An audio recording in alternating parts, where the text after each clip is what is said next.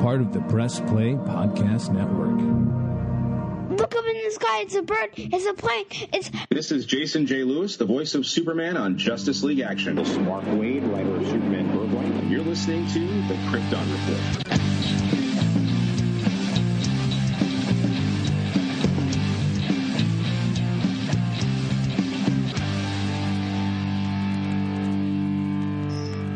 Welcome to the Krypton Report. I am your host, Tyler, the Superman of Blue, the Man of Tomorrow. And with me today is going hopefully to be James, because technical problems. I'm using my remote studio because of technical issues. And we have a special guest. You could say he is like the Superman of Earth. I don't know. I can't remember all the designations, but we'll say Earth too. Mr. Anthony Desiato from Digging for Kryptonite. Welcome. Thank you for having me back. I appreciate it. I didn't know where you were going with the Earth designation. I thought maybe we were going to go with, 167 is Smallville's Earth in the Arrowverse. But I was trying to go with Kingdom Come, but then I blanked on what that official Earth number was supposed to be. Oh, so I was like, you know what? I'm not positive either. I was going to say 38, but I don't know if that's right. Because when they did that whole Grant Morrison did that whole like multiversity years ago, they had that map that was like book that told you. But anyways, welcome, man. How's it going? It's going well. Thank you for having me. Thank you for this opportunity to talk about what we're going to discuss, another of the lost projects in the Superman canon. This is one it's hard to talk about because there's so much muddle and muddy in what with this. And if everyone's like, what are you guys talking about? Well, we're talking about the film script that was written by J.J. Abrams. That was project working title was Flyby. And then eventually that's just kind of what it's been grouped and known by. That wasn't supposed to be the official title of the project, but it's the film that got the most traction and was going to be produced, but then basically ended up becoming Superman Returns. And I think that's the craziest part about all this is when you get into the meat, so to speak, of this project and just what happened. I mean, it's something. Now, we talked about the death of Superman Lives. We talked about that project being the most formed Superman project before this one, and then this one actually gained a lot of traction because they had casting, they had directors attached, they had costumes being built. And I think, if I remember right, when I first learned of this was years later when I saw the costume that was being molded and formed and said for J.J. Abrams' Superman Flyby. Now, at the time, I didn't realize it was J.J. Abrams just writing. And then I started digging into what it was. But when did you first learn about this project? Oh, man, that's a good question. I'm not positive. I want to say it was probably in an issue of Wizard magazine. I miss Wizard. As do I. It went downhill, I think it's fair to say, in its final years, but for a time, man, I was totally on board with Wizard, and especially in the days, even though the internet existed, but you didn't have the level of coverage of the comics industry or as much of an opportunity to have conversations about what was going on in comics. So to have something like Wizard was really cool. I definitely look back on it fondly, especially Wizard at its best. But yeah, if I'm thinking back, it was probably in Wizard where I learned about it. And I got to give a shout out. I'm sure we'll mention this, but I want to give a shout out to Newverse Creative, because through them, I was able to actually hear the J.J. Abrams screenplay brought to life. So Newverse Creative, it's NEU, Newverse Creative, and they're on all the major podcast platforms and on YouTube. And they do audio dramatizations of these unproduced screenplays. And they first came on my radar when I was covering the Tim Burton, Nick Cage, Superman Lives movie on Digging for Kryptonite, and they did versions of both the Dan Gilroy and Kevin Smith screenplays. And it's a great way to get a feel for this because, no, you're not seeing it, theater of the mind and all that, but at least you're hearing the dialogue and the music and the sound effects. And I think they do a really great job of bringing it to life. And that's the primary way that I experienced Superman Flyby, was by listening to their audio dramatization of that. So it's a great thing to have out there. I really love it. Oh, I totally agree, because I always hated like when you'd be like, oh, the script leaked, and you'd find it, and then like you'd find out it's a bogus script. So you just wasted all this time, and it was like some fanfic script, and you're like, oh man. But I listened to it as well, and what's fascinating is there's actually 2 drafts of J.J. Abrams' script, and the first one leaked years ago when it was in pre-production, all that, and got a lot of negative feedback, which we'll get into. And then, in the process of this project, the script was supposed to be turned over to somebody else to do a rewrite on it, but I guess that never happened. Like, I never got a full rewrite draft. So I'm going to try to give some history and context about this, and we'll go from there, okay? Turning in his script in July of 2002, J.J. Abrams' Superman Flyby was an origin story, okay? And Brett Ratner was hired to direct in September of 2002. He originally expressed interest in casting an unknown lead. Filming was supposed to start in 2003. Josh Hartnett was one that was approached. We'll get into all the casting people, but at one point, Christopher Walken for Perry White. I'm trying not to give too much away because I have all these convoluted notes here, but some other people that had met for it was Brendan Fraser, Jerry O'Connell, James Marsden, even Ashton Kutcher was at one time approached, David Boreanaz. But Ratner dropped out in March of 2003, and McGee came on. McGee was attached for a while, and then basically, to shorten it up, is the production changes hands between McGee, Brett Ratner, back and forth on who's directing, who's not directing. At one time, they both thought they were hired to direct. And then eventually Bryan Singer comes in and takes and changes everything. I mean, it is really, really confusing. It's really convoluted. Much like, when we talked about The Death of Superman Lives, and we looked at how you had these people doing these projects, but they were each working on the 3 different script versions. You had the Kevin Smith to the Wesley Strick to the Dan Gilroy. Here we have director, and they're crossing paths, and they wanted to shoot in Australia, but it goes that McGee couldn't. He had a fear of flying, so he wanted to shoot in Toronto, and it's just a bizarre situation. So I'm not trying to get too bogged down on production, but just to say that production was all over the place. There was all kinds of rumors for Lois Lane, but there was never really a front runner for Lois. And one of the front runners who was looking at for Lex was Robert Downey Jr., which is fascinating. What? I think he's joining us. Hold on, ladies and gentlemen. Hold your breath. James, are you there? James, I see you. Are you with us? Have you joined us in Krypton? And he's gone. And he's gone, just like that. Death of Superman. We will miss you. So all this to say, like, it's a fascinating, like, I don't have the note-taking ability to break down the production side of who was involved with what, when, but we do know they worked on making a suit. The suit artwork will appear on the artwork for this episode. The suit looked pretty good. Mm-hmm. It didn't have trunks. I want to point that out here. We're in early 2000s. It didn't have trunks. Now, with the Robert Downey Jr. casting, one of the biggest things I've read people talking about was they're glad that this movie didn't get made.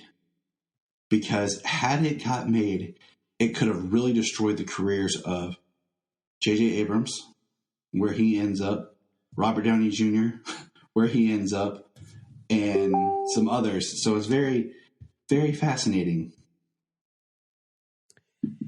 Yeah, for sure. And on the Robert Downey Jr. front, listening to the audio dramatization, but before I had done more research on this unmade project, I'm listening to the audio play and I'm thinking to myself, man, Lex sounds a lot like Robert Downey Jr.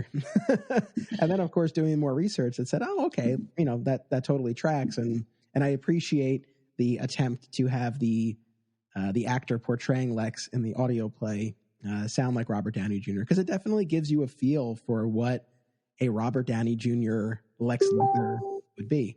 That's you, by the way, that beeping, correct? Yeah, it's James trying to reach out. I figured, but I was like, oh no, I hope I don't have anything going off on my computer. No, poor James had all kinds of technical issues. He might be using his heat vision. So I don't know, poor guy. This is the fun. Wait, maybe now. Maybe. Please, James, we need you. You're our only hope. So we're going to get into the script, and we'll kind of plug a little bits of production as we go, of who and what. But I highly recommend everyone. I'll post this with my show notes. This documentary I found on YouTube that really broke down more of the production stuff. Was this the 10-minute one or the hour one? Because it's the hour one. The hour one. Okay, I watched the 10-minute one. I didn't watch the hour-long one. But the 10-minute one, it's great, but the hour one was fascinating because it really broke down to which director was involved with what, where, and then the last part of it actually gives you a summary of the script. I'll just say, you mentioned some of the feedback that you read online. I guess ultimately I fall into the camp of, I'm not heartbroken that this movie wasn't made. It is fascinating when you look at this and Superman Lives and just the totality of the development hell that a Superman feature film was in for all of those years leading up to Superman Returns. And what's funny is, and again, I talked about Superman Lives on Digging for Kryptonite, and you and I also talked about it here on Krypton Report, that with both Superman Lives and Flyby, you had these attempts to reinvent the franchise, and what you ended up getting, and I am a fan ultimately of Superman Returns, but Superman Returns was such a, reverent classic take meant to evoke the Christopher Reeve movie. So for all of these attempts to do something different, we actually ended up getting something very traditional, for better or worse. Again, for me, I would ultimately land in the camp of for better, because I've really come around on Superman Returns in a lot of ways.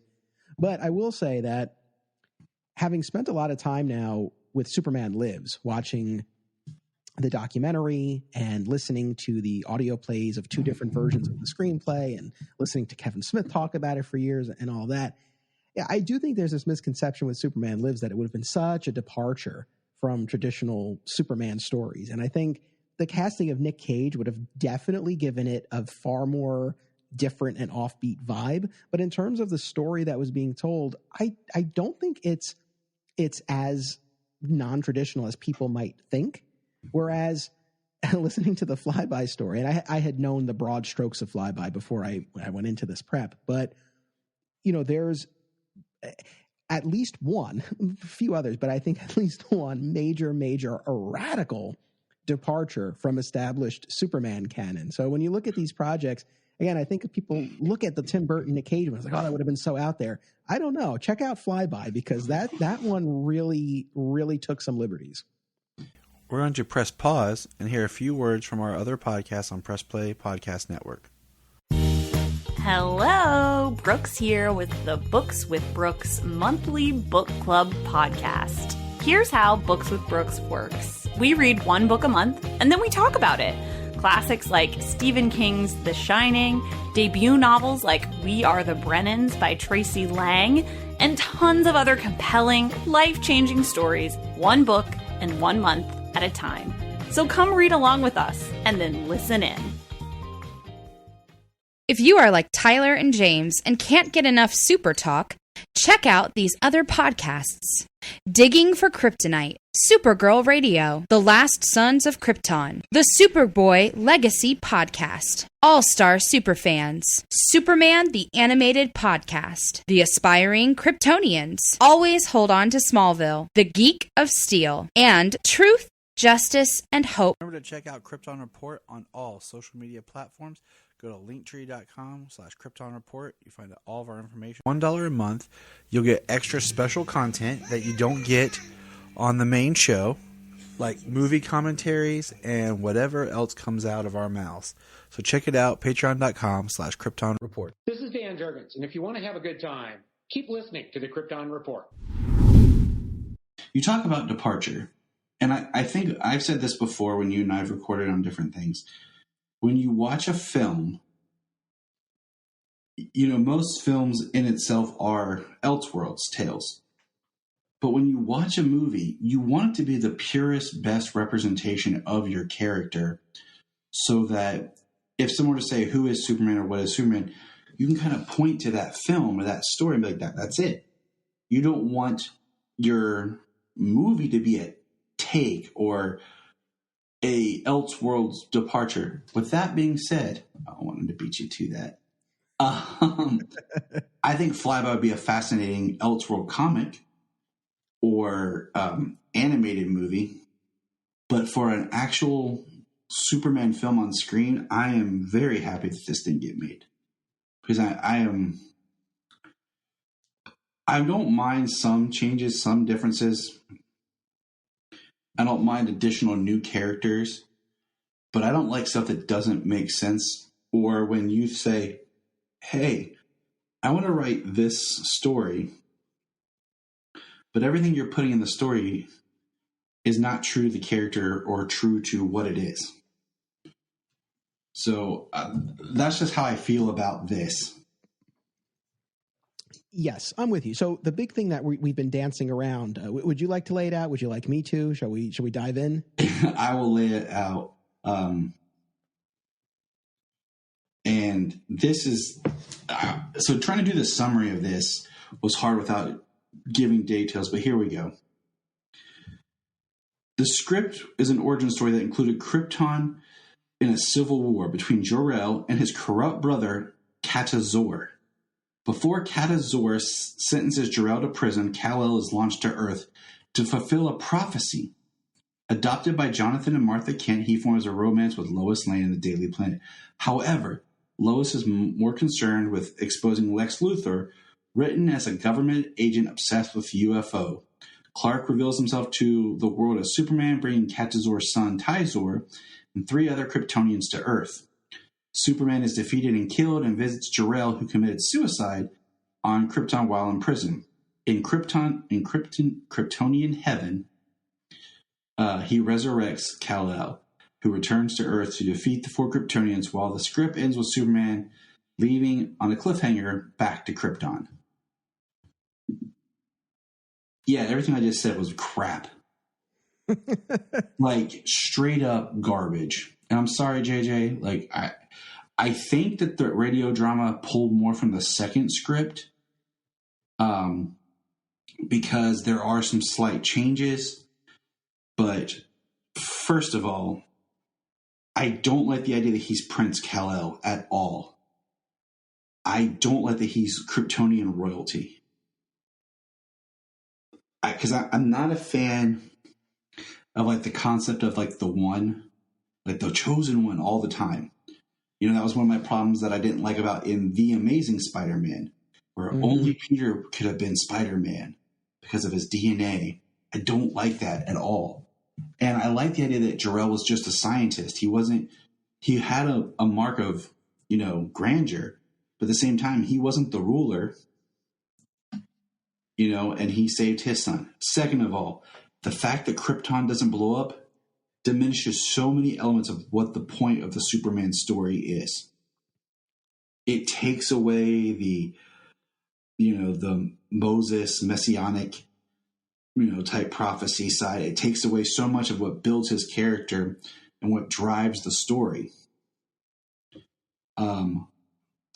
forcing a new character to be his brother, Katazor. No, like that makes me mad. He has a brother. If you want to, you could write a really good, something between the two brothers that are fighting. Fine. But you create Tyzor. Now, Tyzor could be a cool new character if he's kind of in the vein of just being some Kryptonian soldier.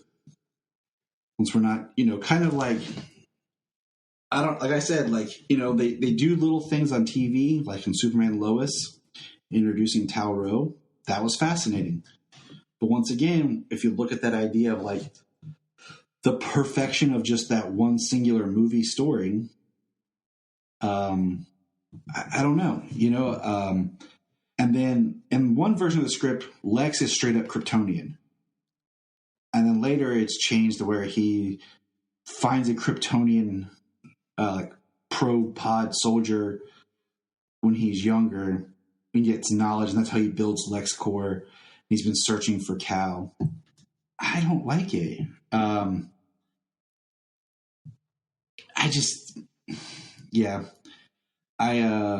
like they really did this whole big shtick on the Kryptonian city of Mena and the religion and the Holy Land. And I'm like, what is this?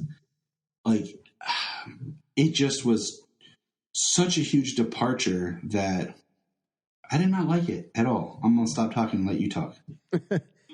No, I mean, I think you and I are on the same page with this. I was not taken with these departures. It's funny because there are a lot of aspects of this origin story that are traditional and maybe almost to its detriment. You get, again, at least in the version that I heard brought to life in this radio play, the Kents finding baby Kal-El and raising him as Clark and all of that. And Clark starting work at the Daily Planet. We meet the traditional Daily Planet cast of Lois and Perry and Jimmy. So there are a lot of aspects. He makes his debut as Superman catching Air Force One and landing it in a baseball field, which of course we would get later in Superman Returns. So, I think there are a lot of aspects that people would be familiar with, but where it does deviate from the established canon, it really is in a lot of respects antithetical to what we understand to be Superman. Now, in fairness, it did prompt some reflection on my part where I said to myself, okay, what, especially when we talk about the origin story in this mythology, like what aspects of it are so sacrosanct that if we mess with it, we are undermining the story here.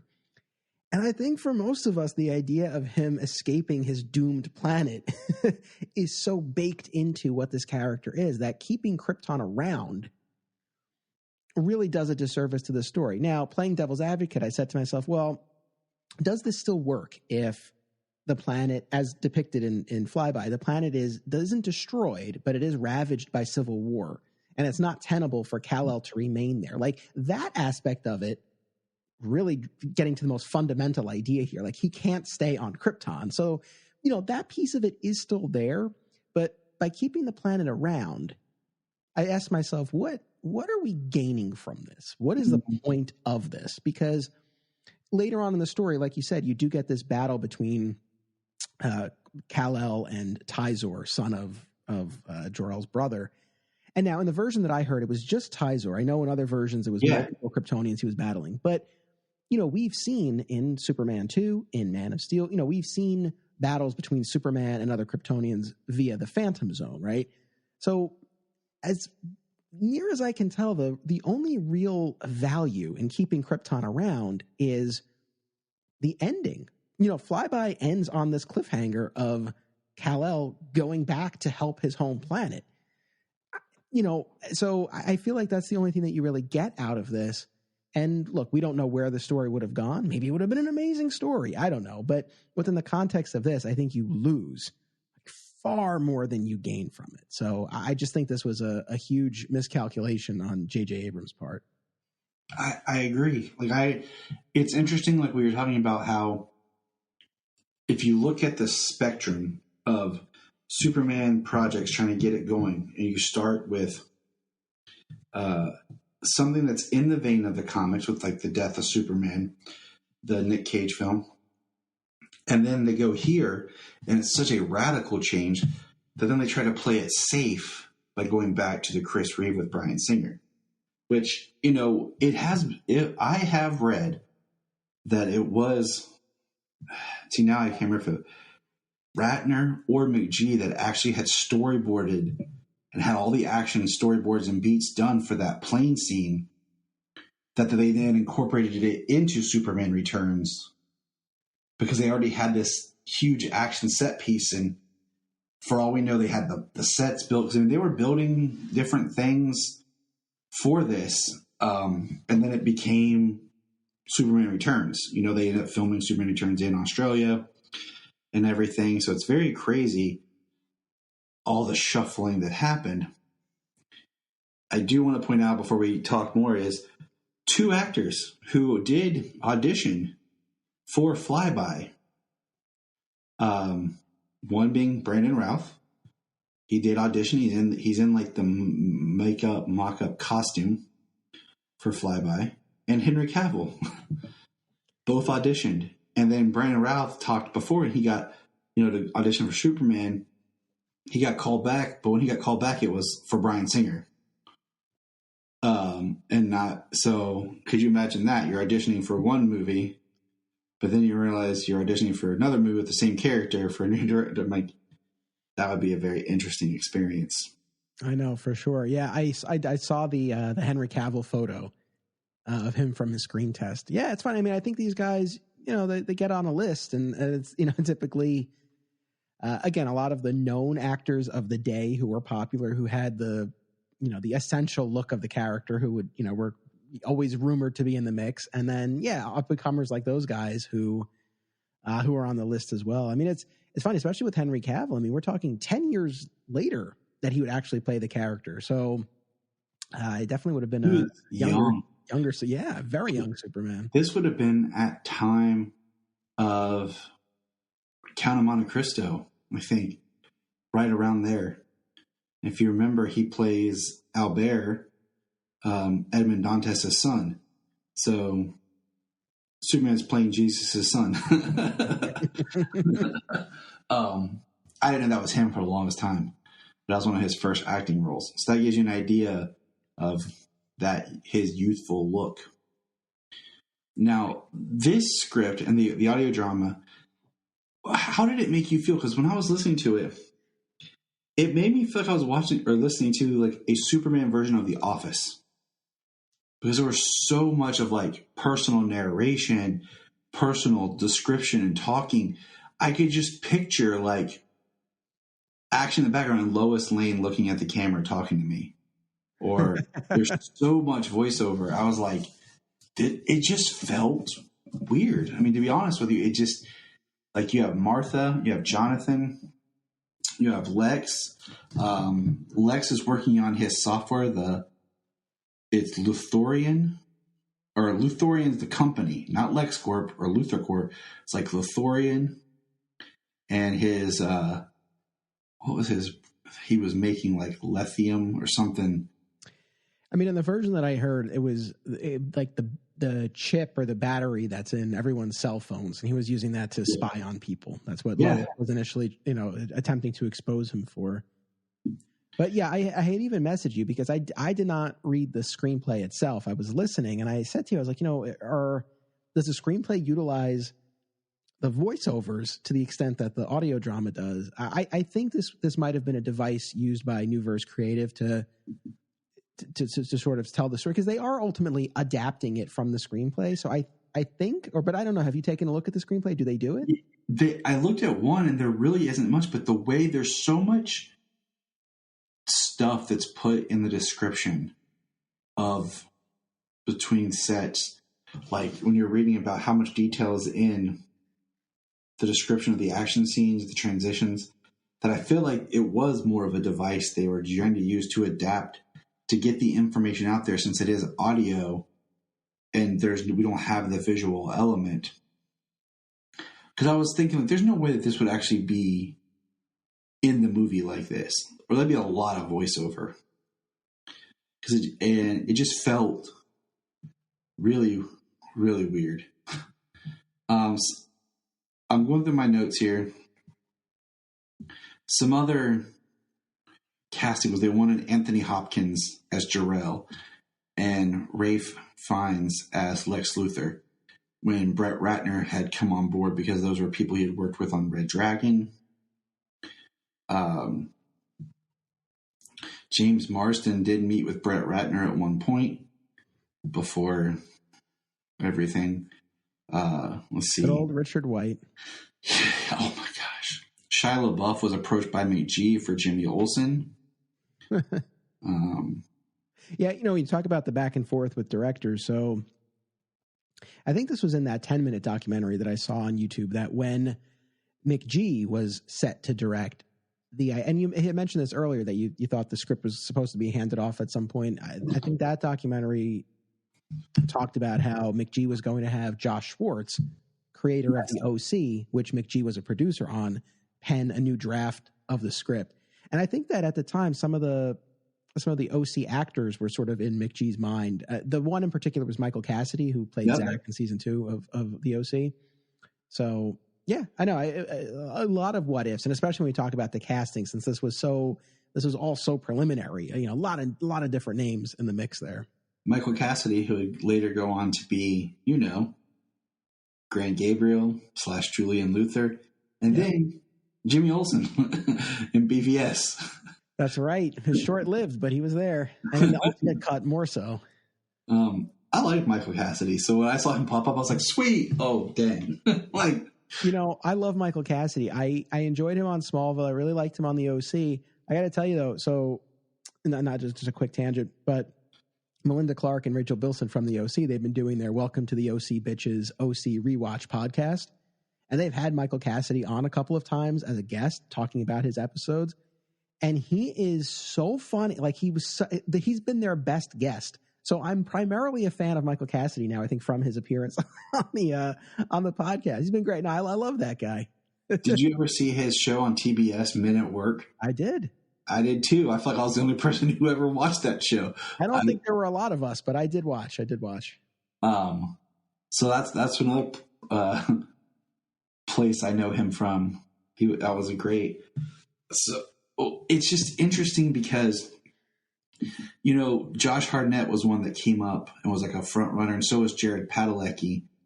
And I kind of see it, but I told my buddy, I said, Hartnett is a great actor, but for Superman, he wouldn't work because in his eyes, he doesn't have the eyes of Superman. They're more intense. They don't have the softness that you need for Superman. He would work great as a Kryptonian villain. But I mean, all in all, the whole Tyzor, okay, we're talking about casting, was actually being cast, and the front runner who had been cast at one point for one of the directors was Joel Edgerton. Oh yeah, that's right. I blinked for a second, but yeah, Joel Edgerton, who would go on to be Uncle Owen in Star Wars, in Revenge of the Sith, and in the Clone Wars, and then now the Obi-Wan Kenobi series. He's done a lot of other stuff too, but that's the nerd side. He did. Did you ever see Warrior? I did, with Tom Hardy. Yeah.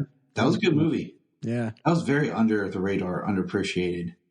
Yes. I had a buddy of mine from law school for years was always on me to watch the movie. And I eventually did one day on my iPad on the train. And I was like, all right, let me finally watch this. And it was really good. It was, I think I watched it on my iPad at work. Because it was one of those, I was like, okay, like when I was working at a call center, we wouldn't get any calls for a while at night. So I'd pull out the iPad and watch something waiting. But, the script, I think one of the most interesting parts in the script that I actually did like is how Clark kind of first meets Lois.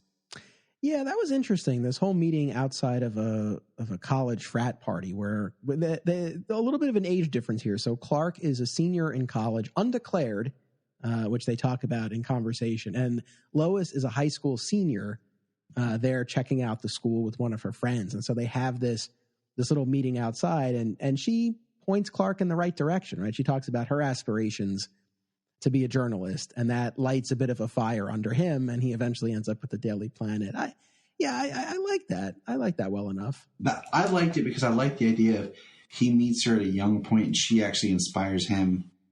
And then you have kind of this humorous scene later where they get back together, like when he's at the Daily Planet. It's the feeling of he wants to tell her he's Superman, but she's not going for it. Like, she thinks he's trying to tell her that he's attracted to her, and it just kind of plays that awkwardness where she's like, "Oh, Clark, no, I'm not dating. It's not just you, seriously." Like, and it's funny because she's like, "If you would maybe get LASIK, and get rid of the glasses and do something with your hair, you're not bad looking." All this, like, it was a good scene. I would love to see actually acted out, because I felt Lois was written really well. How did you feel about the Jonathan Kent death? Didn't care for it. Look, I know, I know when we talk about Jonathan Kent dying on screen, a lot of us, especially recently, we go to the Kevin Costner version in Man of Steel. And I know there was a lot of frustration among the audience with how that played out. But here, well, man, this really bugged me, where he dies off screen. And we find out that he was listening to the radio and heard about Clark making his debut as Superman and was so excited as he ran in to tell Martha about it. He had a heart attack. I'll say this. At least he was so excited to hear about Clark. I thought initially this was going in the direction he was just scared for Clark and he died. Yeah. But either way, it puts this huge guilt on Clark, so much so that he's not even sure if he wants to be Superman again. But the fact that it happens off screen and you don't get any sort of farewell moment between them, I thought that was such an odd choice, man. It definitely felt like a first draft, kind of just, we'll put this here, I'll come back to it kind of thing. Maybe. It really did feel like we'll really find the moment, as we go back and revise the script. Because to me, I'm like, that just, there's no dramatic tension and there's nothing. And, my biggest thing with the whole Kevin Costner death was, look, I watched 10 years of Smallville. I know Clark can run fast. He could have very easily grabbed his dad, ran through the hurricane or the twister tornado and ran back around and had, before anyone knew what happened. And that's the thing. I don't want to go on a huge tangent with this because I've talked about this a lot on Digging for Kryptonite. I think that I can appreciate the intent of the scene and the intent that Jonathan would rather die than have his son reveal himself to the world at this point in time because the world isn't ready. So I can look past a lot, but I do agree. I think in the execution of it, whether it was just the staging or the setup, whatever the case may be, it's hard as an audience member, and especially as Superman fans, to sit there and not say exactly what you just did. It's like, well, just do it at super speed. No one will even see. I think there needed to be something else set up in that scene to account for why the only way for Clark to do this would be to reveal himself. And people would still have problems with it because they would still say, well, he still shouldn't let his father die. Fair enough. But I think that would have gone a long way if it were clearer that he really only had the choice of letting him die or revealing himself. Because I think that's ultimately the tension. That's the intent of that scene. And it ties into the central theme of the movie. So I think it works in a lot of ways. But yes, the way it plays out, it's hard not to feel frustrated. I get it. But all in all, there's, you said, we can kind of wrap up here with Flyby because I didn't like it. I mean, I'm not going to spend a whole lot of time going on. I do want to talk about it just because it is one of those pieces. And I think next year in 2023, I'm going to do an episode where I'll really break down and go into a little bit more details on Justice League Mortal. So that's the other major project that had substance to it. With the script, the casting, the start of production, all that. But all that to come back to, I do like Superman Returns. There's a lot of good in it. There's things I wish it would have been different. But I don't think I would have liked this. I think had it come out, I would have enjoyed it for spectacle. I would have enjoyed it just for having something.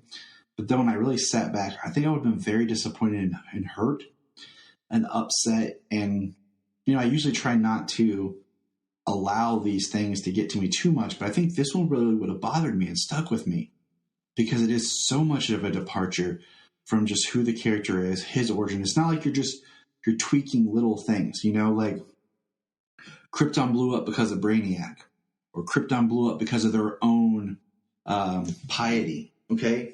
In the end, Krypton still blew up. So, you're tweaking why it blew up, or Krypton was, blew up because of Rogel's art. You know what? It's so funny you say that, because I was going through the same calculus earlier. And when I was asking myself those questions of what is so central to this story and what can be changed. And I talked about how I was not a fan of the Rogel-Zar aspect introduced by Brian Michael Bendis in his run.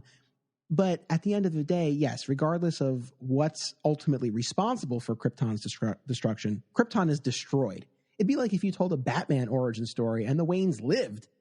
It's just like, how does this work? This is just undermining the core of this origin story. I think it's very tough.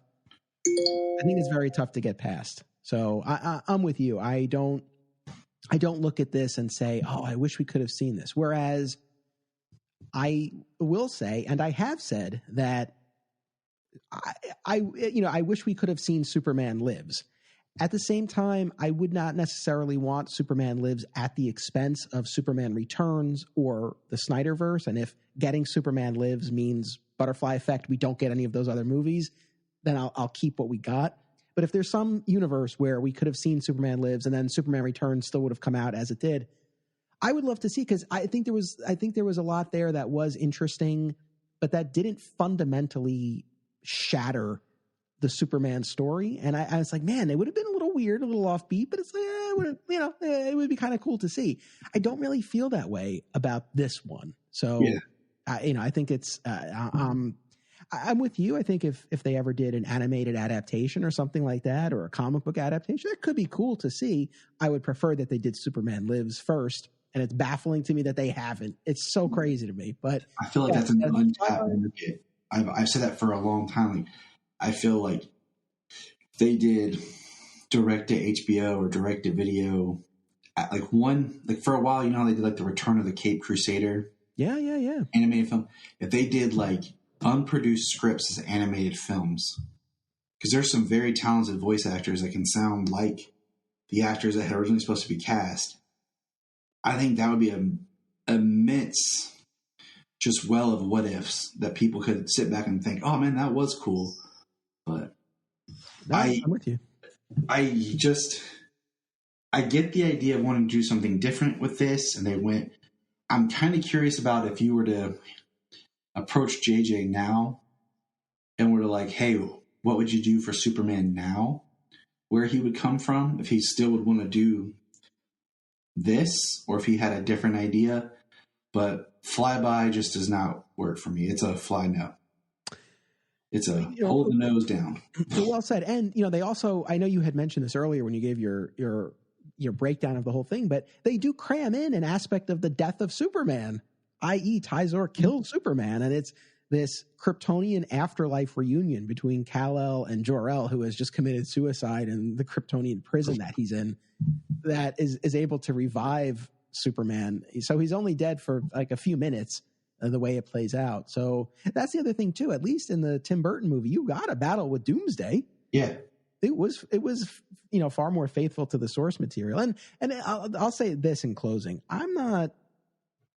generally speaking, I don't feel like this slavish devotion to the source material is the only way forward. And I think especially in an adaptation, there have to be some liberties, and you have to find some new angle and a way to present the material that in theory will be appealing to the mass audiences. But this just felt too far.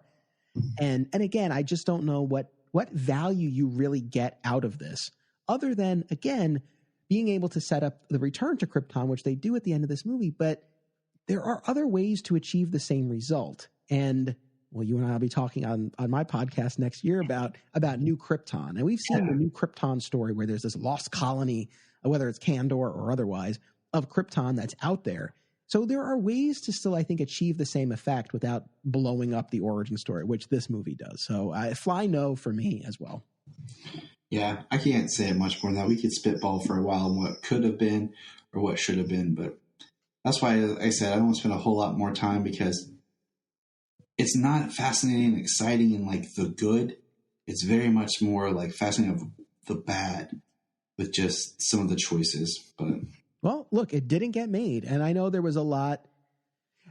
Again, this movie was in development hell. There was a lot of back and forth, changing out of people. I think I even forget at this point whether it was, I think it was Ratner who was having clashes with producer John Peters. So there was a lot that everybody has clashes with producer John Peters. Yeah. But I think too, maybe even putting all of that political maneuvering aside, I think just looking at this, there's a reason why it didn't get made. And maybe even if those other stars had aligned, maybe this still would not have gotten off the ground. I don't think this was where it needed to be creatively. So again, I don't think it's any great loss. And I'm with you. I think that's pretty much all I have to say on the subject. Well, Anthony, thanks for being here. Where can people find you? Thank you. No, I appreciate it. So Digging for Kryptonite is my main Superman podcast, available on all major podcast platforms. And if you are a fan of the George Reeves Adventures of Superman television series, I also have a rewatch podcast of that called Another Exciting Episode in the Adventures of Superman. And that, too, is available on all major podcast platforms. You have been a guest on both shows. I really appreciate that. And I have even more podcasts and documentary projects. If you go to flatsquirrelproductions.com, everything is listed there. And I hope people will check out some of those projects. I appreciate it. I will say that looking forward to January for the return of the Summoning the Zords. The George Reeves has been great to watch along with the podcast. That really helped. I'm hoping as the podcast goes on that maybe it'll show up on a streamer. I mean, one of them, Tubi, come on, help us out here. You know what? Tubi has Superboy now. I think there's a far better chance of the George Reeves show showing up on Tubi than on HBO Max, to be perfectly honest at this point. I agree with you. Yes. I mean, if I remember right, Tubi has Batman 66, I think, and it has the Stamp Day special for George Reeves as well. So yeah, I mean, we're doing well so far. We're only 5 episodes out at this point. We're doing well, but I really feel like the numbers would shoot up if the show were actually available that we're discussing. So I would love for that to happen. That's what happened to Always Hold On to Smallville when Zach was, doing the podcast. And then when it got on Hulu, you definitely saw more interaction and everything changed. Yeah. But all right, man, take care. Thanks for being here. And remember, look up in the sky. We just want to say, if you've enjoyed this podcast, please check out other podcasts on the Press Play Podcast Network.